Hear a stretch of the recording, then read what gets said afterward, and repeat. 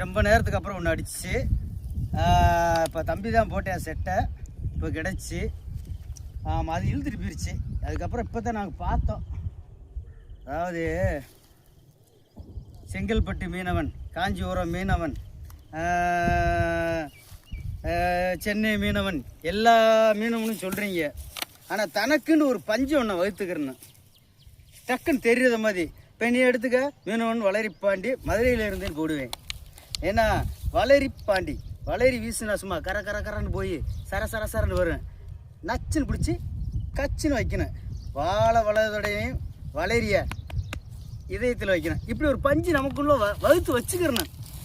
ஆனால் நீங்கள் யாரும் வச்சுக்கிற மாட்டேறீங்க. பரவாயில்ல, தம்பி ரொம்ப ஆசையாக பிடிச்சிருக்கேன். இருந்தே நான் காண சுற்றிட்டு வரனே. காலையிலேருந்து எதுவுமே விழுகல, இப்போ தான் விழுந்துச்சு.